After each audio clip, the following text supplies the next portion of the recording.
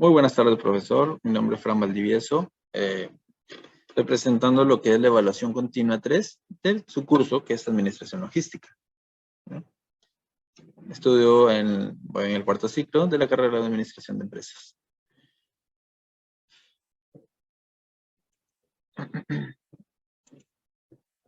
Hacen la proyección. Muy bien. Pregunta número 1. ¿Los accidentes son casuales o son eventos que suceden paso a paso? Bien. Los accidentes son eventos que suceden paso a paso. Se dan por errores cometidos durante la gestión y por el apuro de no seguir las indicaciones y normativas de la seguridad interna. Existen una serie de riesgos y accidentes habituales en el almacén que pueden ser evitados con una gestión responsable de la logística del almacén y de las tareas a desempeñar por parte de los operarios. El marco normativo establece una serie de responsabilidades tanto para el trabajador como para los empresarios en materia de seguridad de almacenes. Bien, ¿qué nos quiere decir aquello? Obviamente, de que los accidentes suceden paso a paso. ¿Qué quiere decir ahí? De que Pepito Los Palotes trabaja en un almacén y está viendo de que está mal ubicada una caja en una de las estantes, ¿no?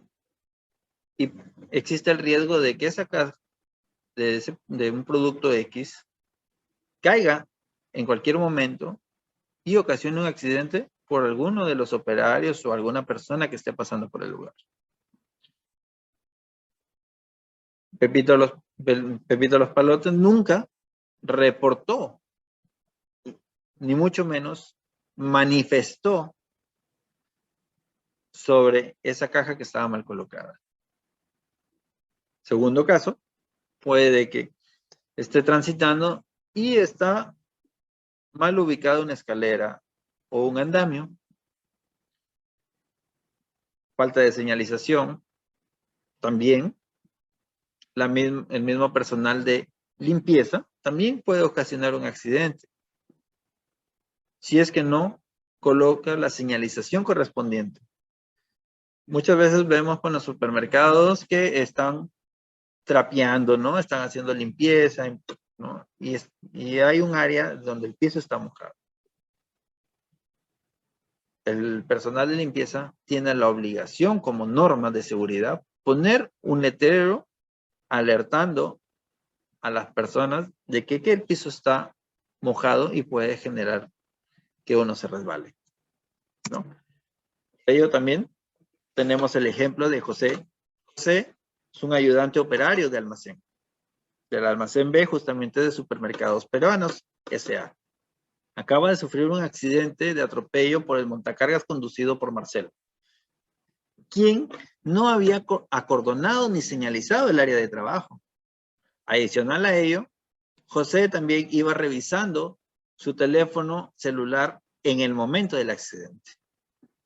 Estamos viendo, ¿no? Aquí que ambos tienen la responsabilidad en este accidente.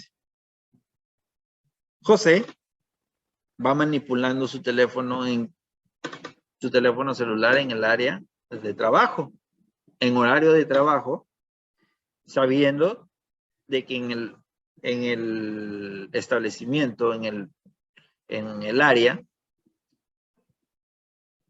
se les ha indicado de que no pueden manipular el teléfono.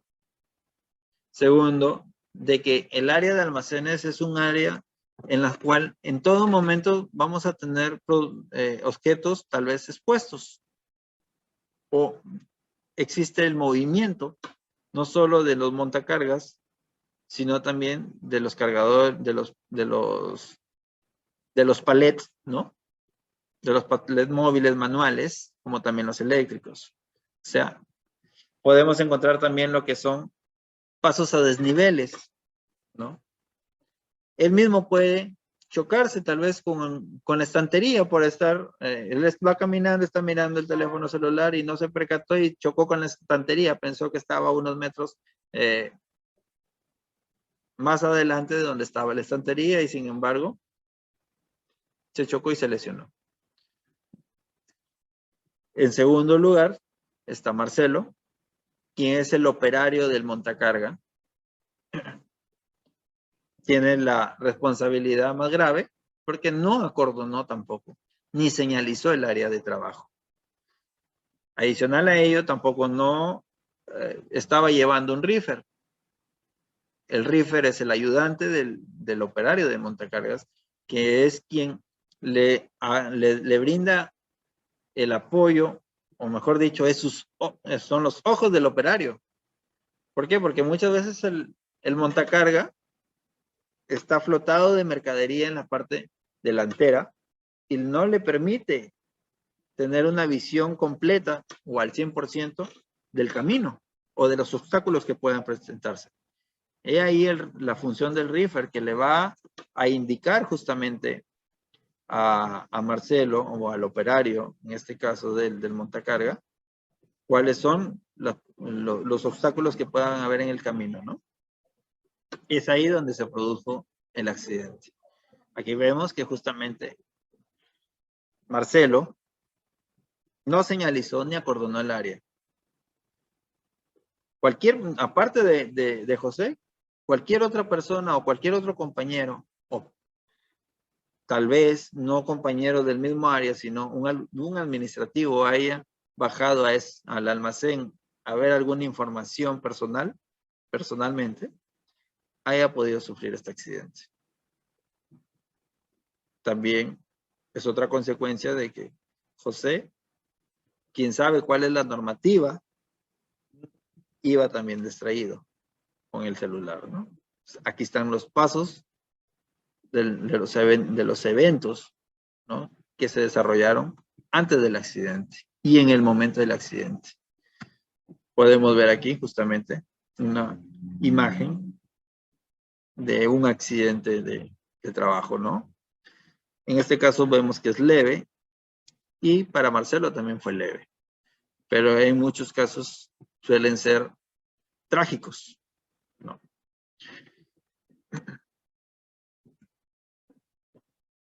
Bien, en la segunda pregunta, ¿qué se entiende por la clasificación ABC en los almacenes?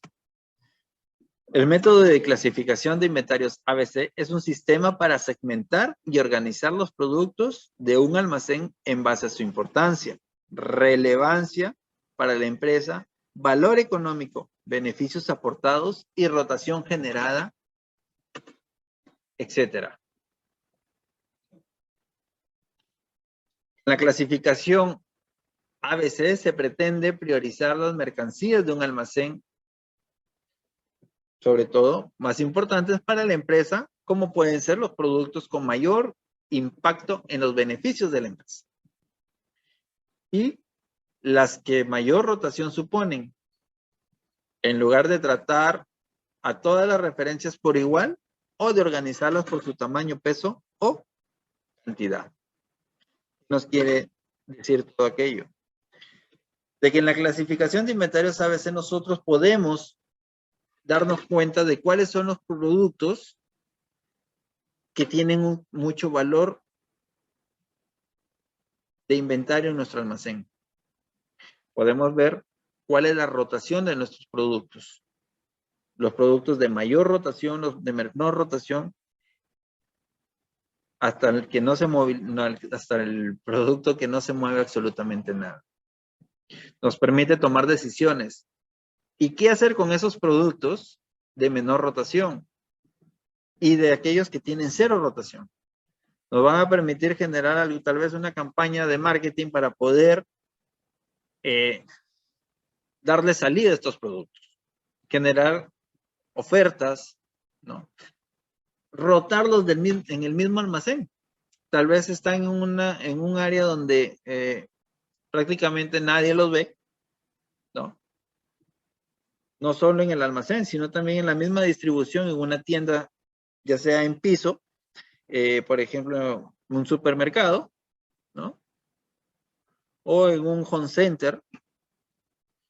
Tenemos que ver la clasificación, ya sea por rotación Y aquellos de menos rotación, buscarles un área de mayor visibilidad, ¿no?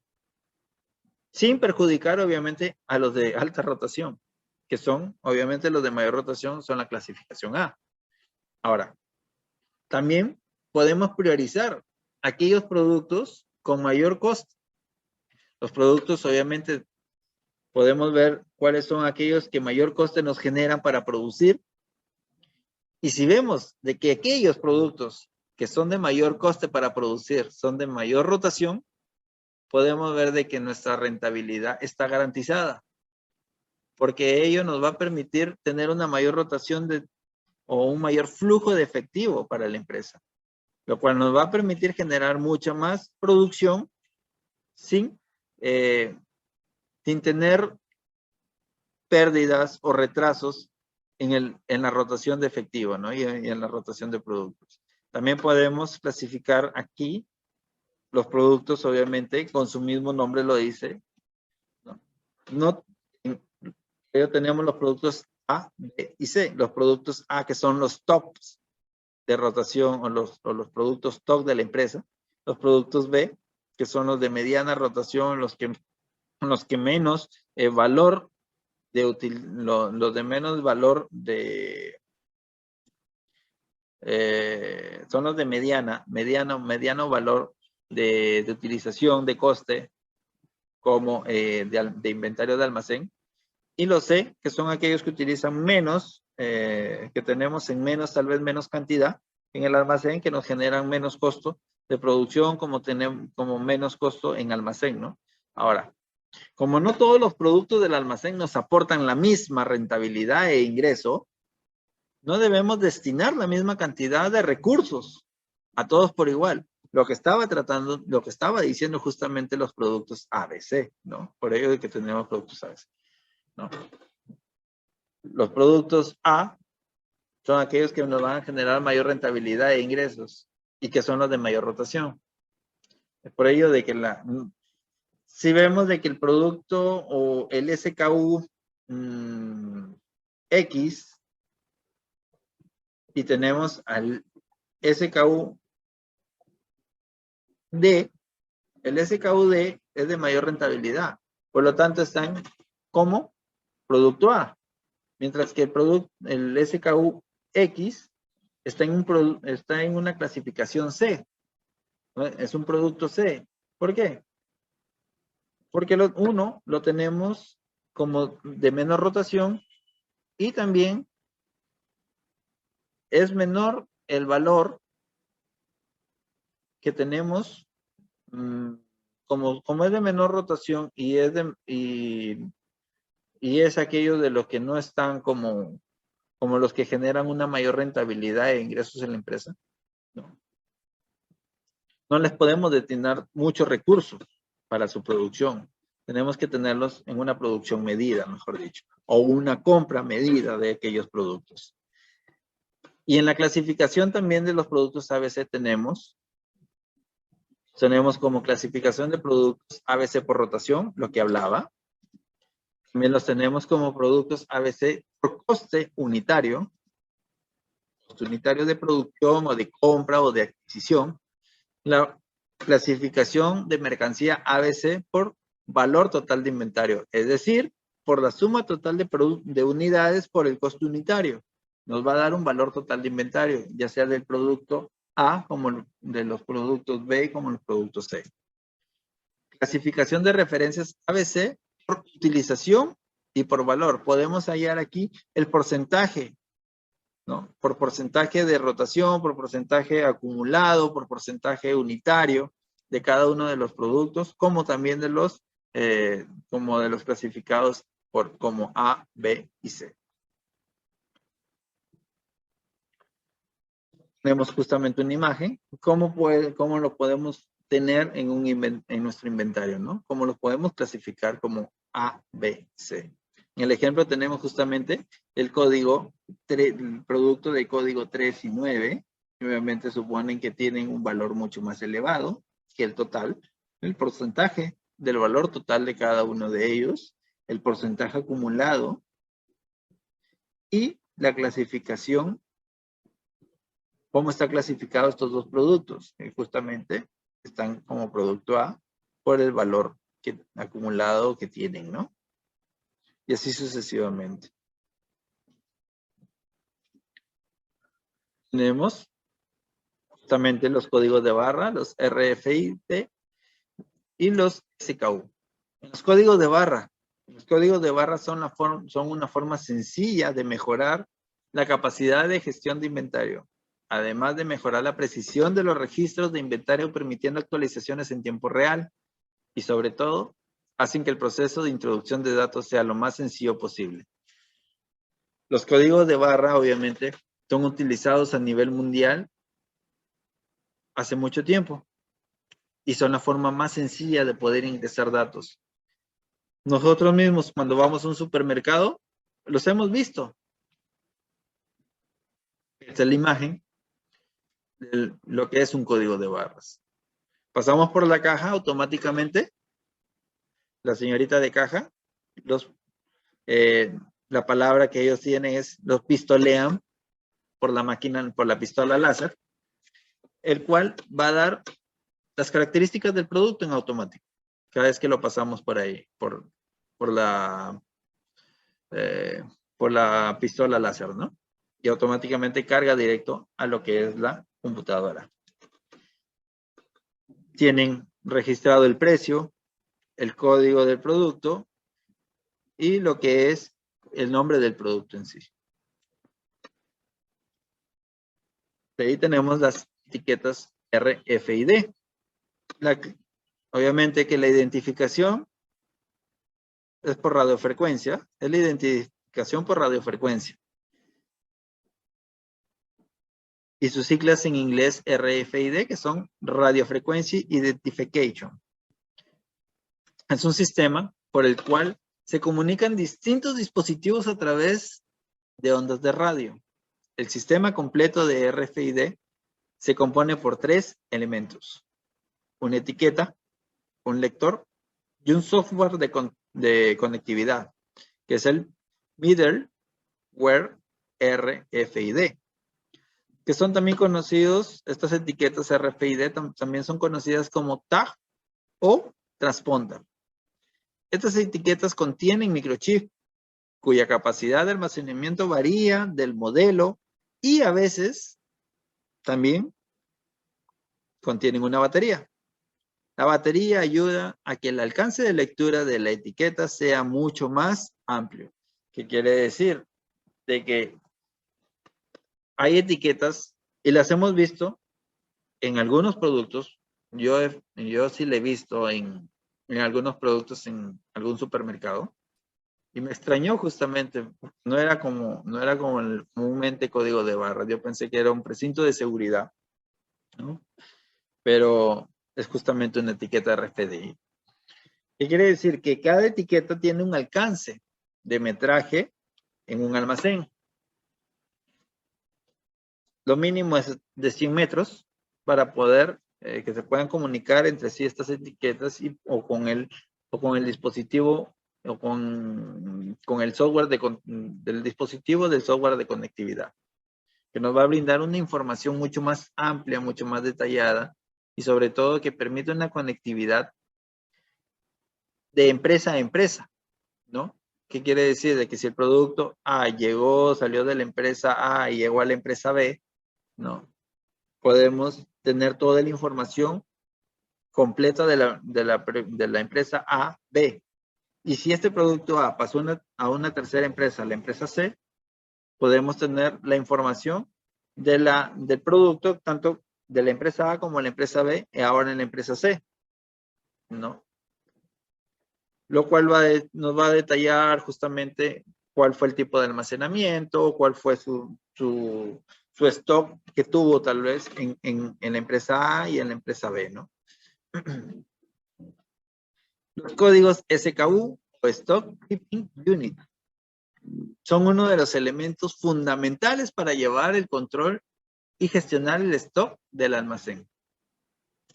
SKU es un número de referencia único de un producto tal y como aparece registrado en el sistema de la empresa. SKU es uno de los más importantes para poder generar un código de barras, como también el código, como la etiqueta RFID. Sin el SKU no podríamos generar un código de barras, porque el código de barras va a tener sí o sí que tener el SKU. ¿Por qué? El SKU es el nombre o la partida de nacimiento de un producto. La empresa Las Palmeras creó un producto, es decir, este diccionario.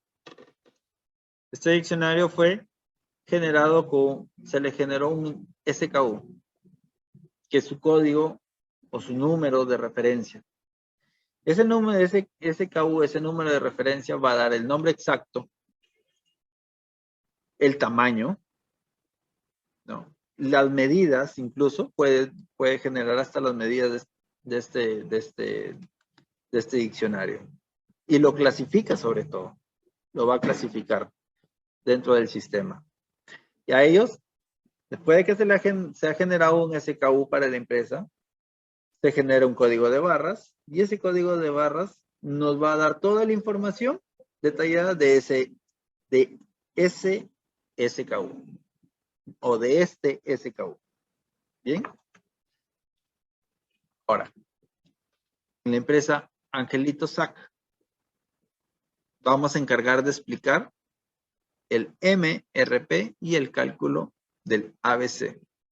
Para ello,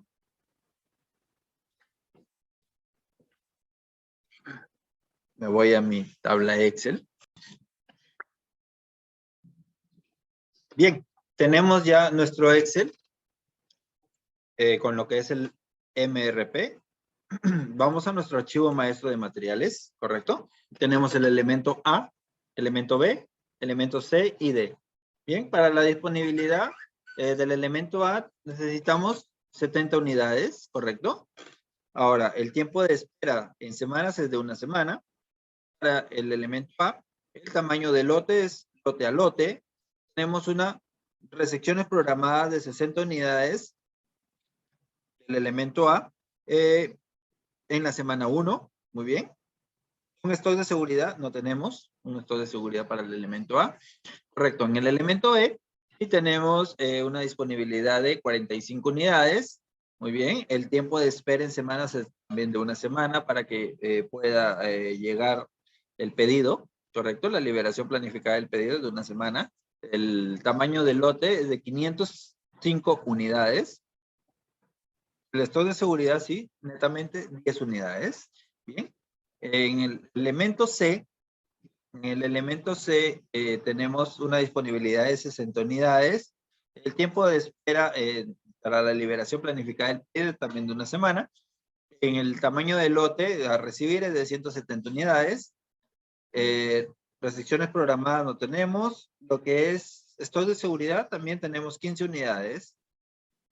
Ahora, para el elemento D, tenemos una disponibilidad de 120 unidades. El tiempo de espera de la liberación planificada del pedido es de 2 semanas. El tamaño del lote es de 450 unidades. Las secciones programadas tenemos 250 unidades programadas en la semana 2. Esto de seguridad, 0. Muy bien. Ahora, en la lista de materiales. La lista de materiales tenemos el elemento A. Bien. Que para fabricar el elemento A vamos a necesitar un elemento de B con 2 elementos dos unidades del elemento C. Y para elaborar el elemento C vamos a necesitar 3 unidades del elemento B y 2 unidades del elemento D. ¿Correcto? Bien. Vamos ahora al MRP. El elemento A, bien, que tiene una disponibilidad de 70 unidades. El tiempo de espera es de una semana. lo que es el tamaño de lotes, lote a lote, bien, y las restricciones programadas son de 60 unidades en la semana 1. Bien, ya tenemos nuestro cuadro. En la semana, en la semana 1, bien, tenemos entonces una restricción programada de 60 unidades que va a estar ahí. Entonces, vamos a hacer la operación. Tenemos la proyección de disponibilidad de 70 unidades más lo que tenemos lo que es la restricción o recuperación programada, cual nos daría 130 unidades, ¿correcto? De disponibilidad.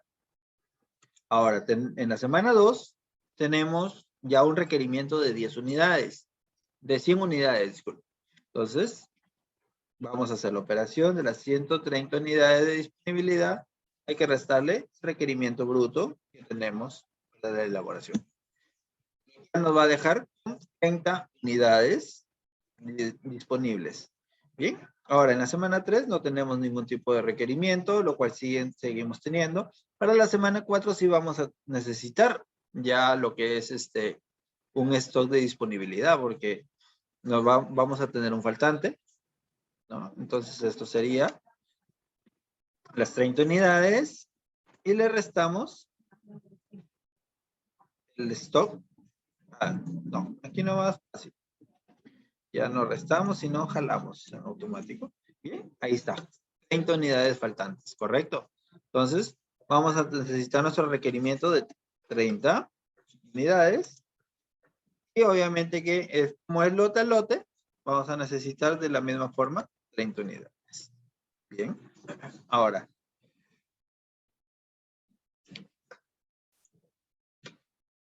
Para lo que es la semana 5, aquí faltó agregar, sumarle, lo que es la liberación planificada del pedido.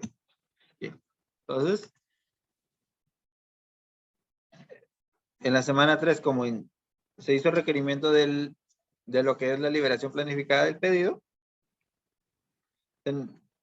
cuando se utilizó lo que es el producto, el requerimiento de la semana 4 nos dejó un saldo de 0. Ahora, en la semana 5, estamos viendo de que hay un requerimiento de 60 unidades. A 0 unidades que tenemos disponibilidad, obviamente vamos a tener un requerimiento de 60 unidades. Para ello hacemos el requerimiento. Y la liberación del pedido obviamente se tiene que hacer desde la semana 4, una semana de anticipación, ¿correcto? Ahora, ¿qué nos va a dejar en 0 en stock? En la semana 6 no tenemos requerimiento. En la semana 7 ya tenemos nuevamente un requerimiento de 40 unidades, lo cual hay que volver a solicitarlo. Bien. Solicitamos las 40 unidades, nos va a dejar en 0. Y en la semana 8 tenemos otro requerimiento de 50 unidades, lo cual vamos a volver a solicitar un requerimiento y en la semana 7 tengo que haberse realizado el requerimiento de las 50 unidades para dejar nuestra disponibilidad o proyección de disponibilidad a la par, ¿no? Sin ningún faltante. Correcto. Ahora, vamos a tener que realizar el elemento C, ¿bien? Para realizar el elemento C, vamos a necesitar lo que son 2 unidades del elemento A. ¿Bien? Para realizar el elemento C vamos a necesitar 2 unidades del elemento A. ¿Bien? Con ello, ya tenemos aquí la disponibilidad, que es la misma para todas las 8 semanas. Ahora, nos dice que tenemos 60 unidades disponibles. ¿Ya? El tiempo de espera también es de una semana. El lote va a ser de 170 unidades. Aquí tenemos un stock de seguridad de 15 unidades. Bien, entonces, tenemos 0, las 60 unidades, que diga, porque tenemos un requerimiento de 0 unidades en la primera semana. En la segunda semana no tenemos tampoco requerimiento. Mantenemos el stock de 60 unidades. En la semana 3 vamos a tener un requerimiento de 60 unidades. Con las 60 que tenemos nos va a dejar, a ver, Son las 60 unidades menos el requerimiento, nos vamos a dejar en 0. Pero aquí ya tenemos que tenemos quiebre en el stock de seguridad. Por lo tanto, vamos a solicitar las 15 unidades del quiebre del stock de seguridad. Y en la semana 2 ya tenemos que haber realizado nuestro requerimiento para la liberación planificada de nuestro pedido. ¿De cuánto es el lote? El lote es de 170 unidades, lo cual está aquí nuestro archivo maestro de materiales, 170 unidades. Bien, entonces aquí nos faltó la fórmula agregar lo que es la liberación planificada. Bien, entonces vamos a tener un stock de 170 unidades. Ahora en la semana 4 tenemos un requerimiento, lo cual nos va a dejar con las 50 unidades disponibles que tenemos. Estamos acorde con soporta, estas 50 unidades soportan las 15 unidades de stock de seguridad. Bien, en la semana 5 no tenemos requerimientos, seguimos manteniendo el stock disponible. Ahora en la semana 6 vamos a tener faltante, ¿correcto? Para ello, como ya vemos, tenemos un faltante de 30. A estos 30, para reponer el stock, tenemos que agregarle las 15 unidades del stock de seguridad. Entonces no serían 30, serían 45. Bien. Y tenemos, en la semana 5 tenemos que realizar, que es con una semana de anticipación por el tiempo de espera para la liberación planificada del pedido, de las 170 unidades, que es el lote. Bien. Entonces, en la semana 7, tenemos un requerimiento de 100 unidades, lo cual nos deja una disponibilidad de 40, y en la semana 8 no tenemos requerimiento, lo cual nos sigue manteniendo con las 40 unidades de disponibilidad. Bien, ahora, para la elaboración del elemento B, ¿correcto? Eso nos quiere decir de que vamos a necesitar del elemento B, para elaborar el elemento B, vamos a necesitar una unidad de C, no, disculpe, una unidad de A, ¿correcto? Una unidad de A con 3 unidades de C. Para la elaboración del elemento B, vamos a necesitar 3 unidades del elemento C más una unidad del elemento A, ¿correcto? Nos va a dar todos estos datos. Bien. Ahora, en el elemento B tenemos una semana también de lo que es el tiempo de espera en semanas. Bien. El lote es de 505. Tenemos una disponibilidad de 45 unidades y el estado de seguridad es de 10. Bien, empezamos. Entonces, 35 unidades, no tenemos requerimiento en la semana 1. En la semana 2 ya vamos a tener un faltante. Para ellos, 45 menos el requerimiento bruto. Tenemos entonces 465 unidades faltantes. A ello, tenemos 465 más las 10 de seguridad, que serían 475. Pero también hay que hacer el requerimiento con una semana de anticipación. ¿Y de cuánto es el lote? El lote para el elemento B es de 505. Entonces, vamos a agregar en la fórmula lo que es la liberación. Y nos dejaría 40 unidades disponibles. En la semana 3 tenemos un requerimiento de 30 unidades, lo cual nos dejaría 10 unidades de disponibilidad y estamos al acorde con el stock de seguridad, 10. Bien, ahora en la semana 4, sí, vamos a tener nuevamente quiebre de stock. Entonces estamos hablando de 60 unidades, de 50 unidades, hacemos lo mismo, 50 unidades del stock más, que es el stock de seguridad del elemento B, que serían 10. Entonces hay que requerir 60 y adicional a ello, pues, en la semana 3 tuvo que haberse realizado la liberación del pedido, ¿no? De lo que es del elemento B, que es un lote de 505 unidades, lo cual nos deja un stock de 455 unidades. En la semana 5 vamos a tener nuevamente, tenemos un requerimiento bruto de 510 unidades, lo cual vamos a tener un déficit. Hacemos lo mismo, que es 55, y necesitamos más el stock de seguridad.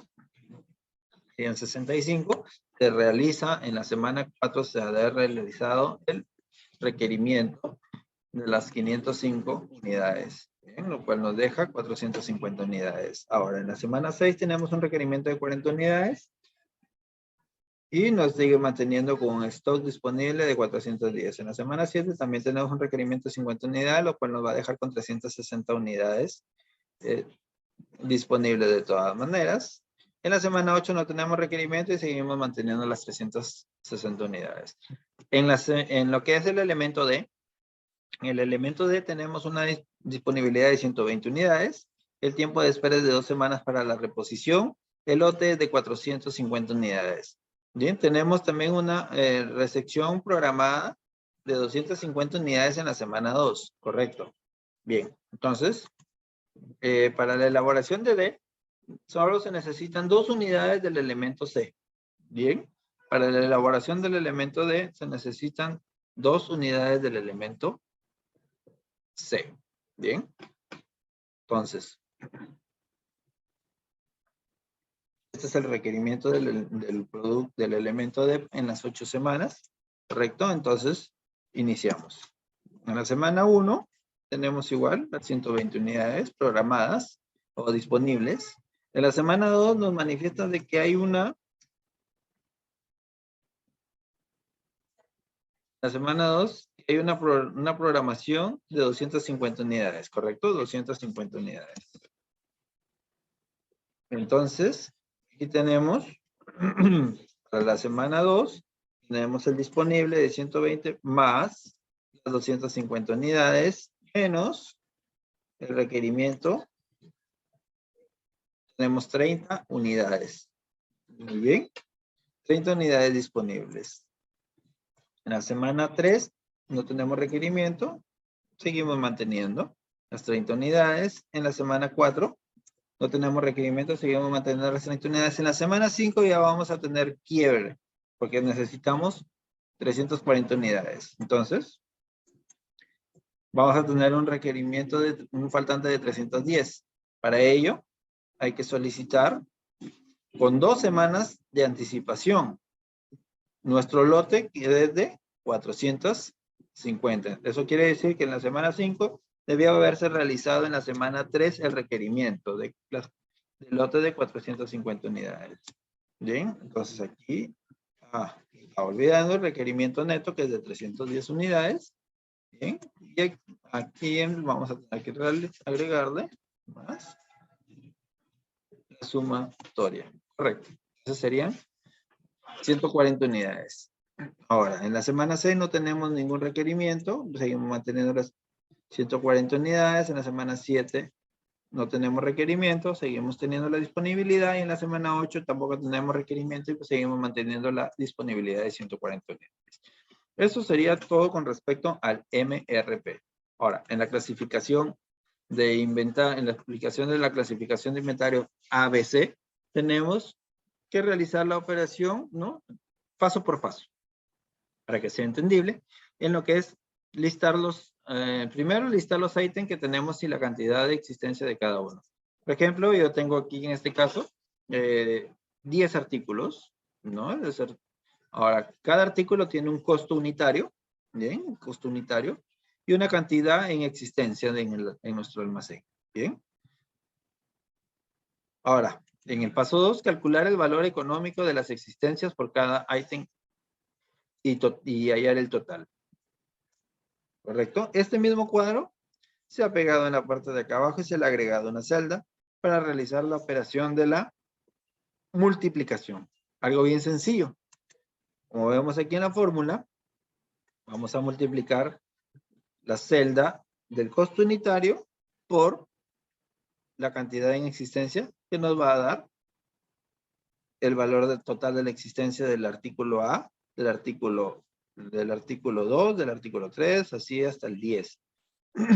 Y la sumatoria total de la columna del valor de existencias nos va a dar el valor total de existencias en el almacén, que es de 3.631.500 nuevos soles. Bien, en el paso 3 tenemos que ordenar el listado de artículos de mayor a menor teniendo en cuenta el valor del dinero de las existencias, ¿no? Ahora, con esto vamos a realizar algo bien sencillo. Se copia y se pega la misma tabla, pero lo único que hay que se selecciona las columnas, se selecciona la columna y se hace lo que es ordenar y filtrar y se ordena de mayor a menor. Bien, en este caso ya está ordenado. Ahora, en el paso 4 calculamos el porcentaje de participación de cada ítem en el total del valor del inventario y el porcentaje acumulado. Bien, es el mismo cuadro del paso 3, lo pegamos y le agregamos dos celdas. Una celda del porcentaje y otra celda del porcentaje acumulado. Bien, ¿cómo hallamos el porcentaje de cada artículo? Bien, lo único que hay que hacer es dividir el valor de existencias del artículo A con el valor total del valor total o el valor total de las 10 existencias, ¿no?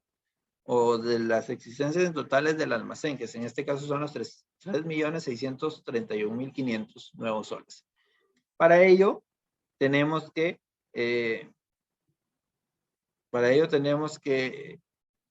lo que es bloquear o dejar o congelar en este caso la celda del total, porque al momento de arrastrar el resto de resultados no se distorsione, quede siempre igual, porque si lo arrastramos sin congelar la celda del porcentaje se va a distorsionar, van a salir otros datos o va a salir incluso error, ¿correcto? Muy bien. Ahora, y este porcentaje tiene que darnos 100%, el total. De la misma forma en el acumulado. El acumulado es mucho más fácil. ¿Por qué? Porque el acumulado, como su mismo nombre, es la sumatoria de cada uno de los totales. ¿Bien? Esto quiere decir que en el elemento A, el elemento 1 se copia igual y a partir del elemento 2 empieza a cambiar, como vemos aquí, que es la sumatoria del porcentaje del elemento 2 más el porcentaje del elemento del artículo 1, ¿correcto? Y así sucesivamente hasta el elemento 8 que se obtuvo del elemento 10, disculpe, que se obtuvo de la sumatoria del porcentaje del elemento 10 más la sumatoria del acumulado total hasta el elemento 9, ¿correcto? Nos tiene que dar el 100%. Ahora, en el punto 5 tenemos que agrupar los ítems de acuerdo a la regla ABC. ¿Bien? Agrupamos los artículos. La misma tabla se copia y se pega. Y le agregamos dos columnas más. Una para la clasificación y la otra para el porcentaje. Este porcentaje ya va a ser no de los elementos, sino de la clasificación. De la clasificación ya sea por A, por B o por C. ¿Correcto? Para ello, para la clasificación se va a utilizar una fórmula. Y la fórmula es la que estamos proyectando aquí, que es si, en este caso, el porcentaje acumulado de A del artículo 1 mayor o igual a 80%, va a ser A, si, abrimos paréntesis, el porcentaje acumulado del artículo 1 es mayor o igual que 95, viene a ser bien B o C, ¿no? Correcto. Entonces, la prueba lógica de valor, vamos a arrastrarla, y tiene que darnos, se clasifican automáticamente ya sea A, B, C. Ahora, para los colores, solo necesitamos lo que es el formato condicional, ¿no? Para ello, realizamos el formato condicional, administrar reglas, y vemos aquí, ¿no? Que las reglas, obviamente, son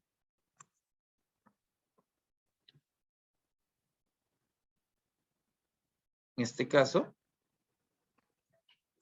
le damos editar regla, vemos valor de la celda, ¿no? Vamos a formato únicamente de las celdas que contengan, valor de la celda igual a C, es el color verde, se le da el formato del color verde, ¿correcto? Si es para B, se le cambia, ¿no? Como vemos aquí. Igual, el mismo aquí, aplicar el formato únicamente a las celdas que contengan. Dar el formato a las celdas, valor de la celda igual a B. El formato va a ser el color amarillo.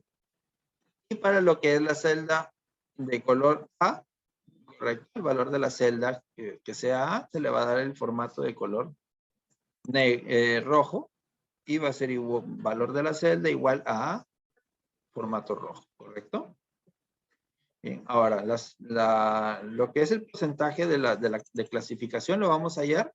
En este caso, va a ser igual al porcentaje acumulado más alto en lo que es la clasificación A, ¿correcto? Que va a ser 77.7%. Ahora, en lo que es la clasificación B, vamos a tener para hallar esa operación se realiza una resta del valor, del más alto valor de la clasificación B, menos el más alto valor del porcentaje acumulado de la clasificación A, como lo vemos aquí. ¿Correcto? Y de la misma forma, para hallar el porcentaje de lo que es la clasificación de la sección C, vamos a realizar la resta del más alto valor de C menos el más alto valor de B, como lo vemos aquí. Esto va a dar entonces el 7.9%. La sumatoria total de estos tres valores nos va a dar el 100%. Adicionando a ello, vamos a generar una segunda tabla, ¿correcto? Que lo hemos manejado por zona, del 0 al 80% en A, del 80 al 95% en B, del 95 al 100% en C. ¿Correcto? Manejamos 4 para hallar la cantidad de elementos que mantiene la zona A. Entonces, la zona o clasificación A, se realiza una fórmula con TARSI. Bien, hallamos todo el rango de la columna de la clasificación, ya sea A, B, C. Y tiene el criterio es A, ¿no? Todo el rango de la columna y el criterio tiene que ser A. En este caso nos lanza 4. Bien. En lo que es en la zona B o clasificación B, la misma fórmula, solo que le cambiamos el criterio, tiene que ser B. Y en la zona C, igual forma, para hallar la cantidad de elementos, contar sí. Seleccionamos, vamos acá, aquí, seleccionamos el rango y el criterio, ¿correcto? Vamos a ubicar, correcto. No se modificó porque está todo ok. El porcentaje de artículos, que es el 40%, bien, de la zona A, vamos a encontrar que es la división de, como vemos aquí, del total de sumatoria de los elementos entre la cantidad de elementos. Bien. De igual manera, en lo que es el porcentaje de artículos de la zona B o de la clasificación B, que es el 20%, y el porcentaje de artículos de la zona C o clasificación C, igual nos va a dar el 40%. La sumatoria total es el 100%. Bien. El acumulado, tal y como lo hicimos en el cuadro más grande, para allá del acumulado, es la sumatoria, ¿no? La sumatoria total, que tiene que darnos también el 100%. Ahora, el valor de existencias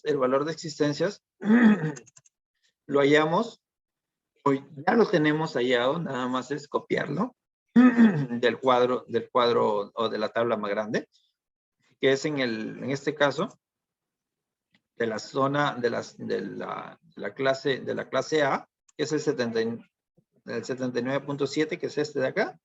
El valor de existencia de la categoría o de la clasificación B, que es 12.4, que es este mismo de acá.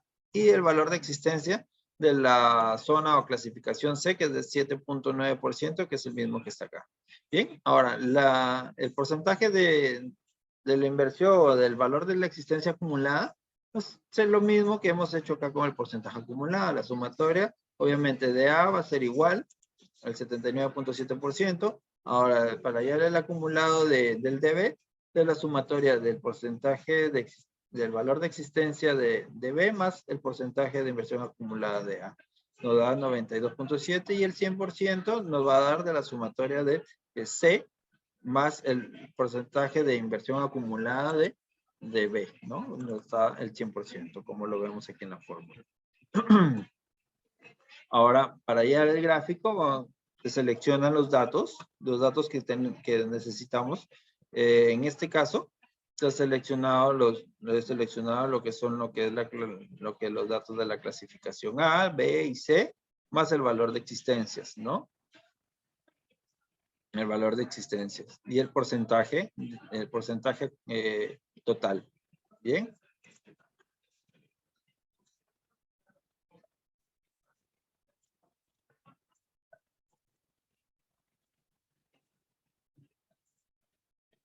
Correcto. Bien, como estamos viendo aquí, de la sección A, por los artículos, bien, nos damos al 100%, como vemos aquí, todo al 100%. Bien. Vemos la clasificación de artículo, el artículo del A8, que es el más bajo que tenemos, ¿no? En un monto total, que es de 29.250 nuevos soles, ¿no? Como lo vemos aquí en la clasificación. Y lo que es el gráfico 2, que lo hemos obtenido de este pequeño cuadro, por la clasificación de la zona, que nos muestra aquí el valor de las existencias, el porcentaje de lo que es los elementos de la zona A, ¿no? Que nos reflejan que es el 79.7%, ¿correcto? Luego, en lo que es en la zona B, tenemos dos artículos, ¿no? Que nos refleja el 12.4%, y en lo que es la clasificación C, tenemos 4 artículos que nos reflejan el 7.9% del total de las existencias, ¿correcto? Esto nos permite ver de cuántos son mire, el 79.7% es la clasificación A, los cuales son los productos de mayor rotación, de mayor coste y de mayor rotabilidad, sobre todo, ¿no? Son los cuales nos van a permitir tener mucho más visión, mucho más ojo en estos productos para poder tener la mayor rotación y el mayor flujo de liquidez en la empresa. En lo que es la clasificación B tenemos el 12.4%, lo cual nos va a ayudar a ver de que tenemos que seguirle poniendo un poco más de punche a estos productos. ¿Por qué? Porque tenemos tenemos uno de los mayores stock de cantidad de existencia en la clasificación B, que es de 1.200 unidades. Y en lo que es la clasificación C, tenemos un artículo, el artículo 10, con 1.500 unidades, que refleja algo significativo, que con 150.000 unidades, con 150.000 soles, que nos refleja un 4.1%, ¿no?